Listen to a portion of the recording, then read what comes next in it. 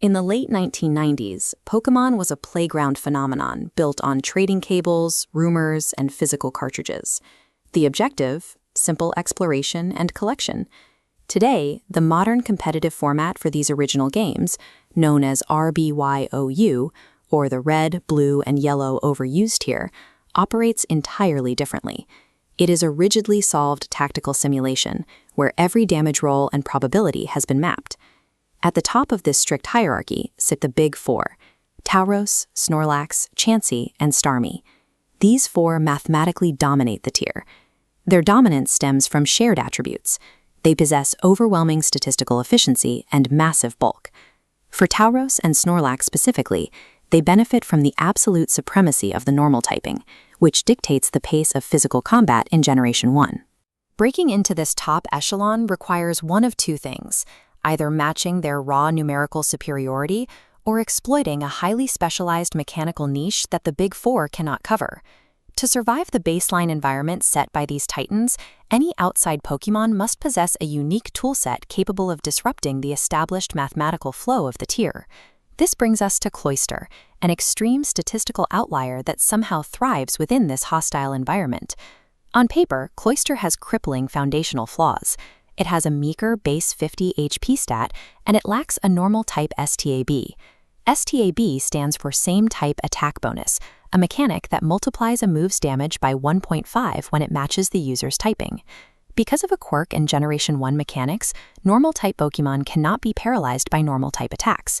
By lacking the normal typing, Cloyster is highly vulnerable to being paralyzed by Body Slam, a luxury top tiers like Chansey and Snorlax do not share. This bar chart compares the physical defense thresholds of the Big Four against Cloyster. While the top threats boast high, balanced numbers, Cloyster possesses a single defining attribute: a colossal base 180 defense stat. Cloyster weaponizes this extreme physical bulk through a very specific 4-move standard set. These 4 slots are exclusively designed to engineer safe entry points for teammates and dismantle top-tier threats. Cloyster succeeds by exploiting its single dominant stat to manipulate turn economy and positional leverage. It does not outbrawl the Big Four, it maneuvers around them. The first and most critical move of the standard set is Clamp. Clamp has a base power of 35, which is boosted by Cloyster's water-type stab. When it connects, the attack lasts for a randomized duration of 2 to 5 turns. This introduces the concept of partial trapping. When a partial trapping move hits, the target is entirely locked out of executing any action for the attack's duration. The strategic value here is total lockdown. By preventing the opponent from moving, the Cloyster player earns a free switch, allowing them to safely bring in a fragile, high-damage teammate without absorbing an incoming attack.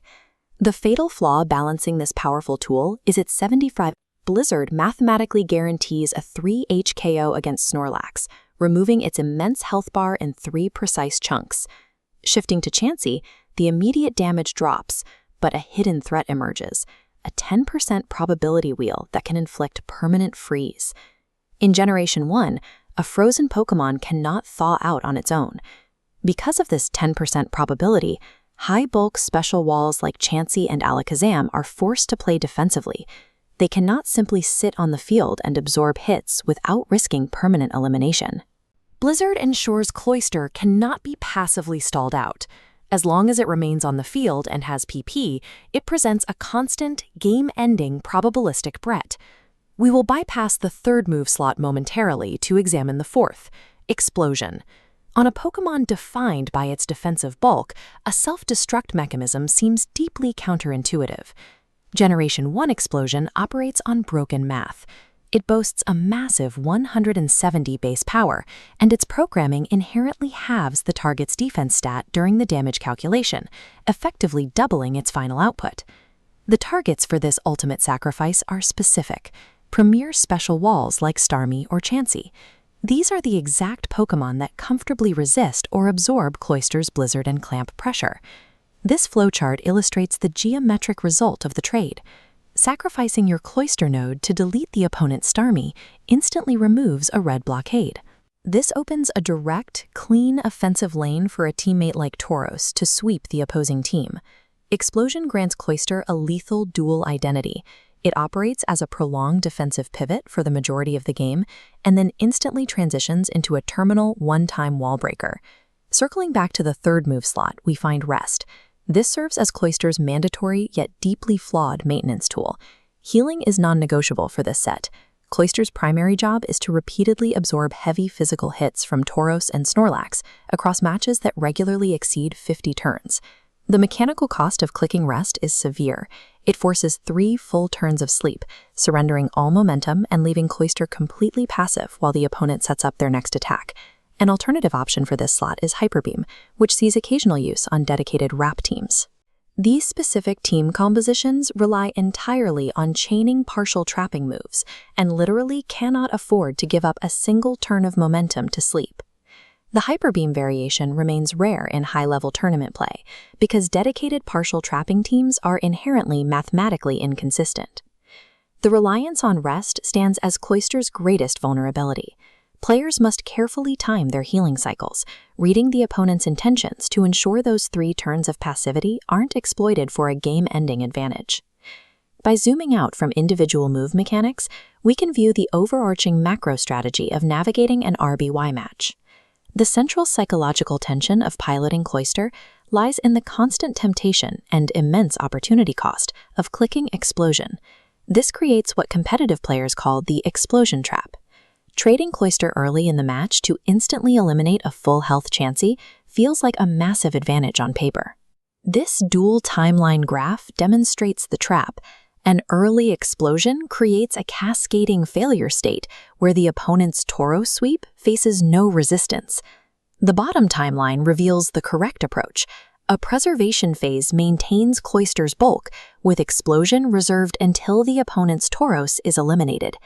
Managing Cloyster is essentially a high-stakes game of chicken.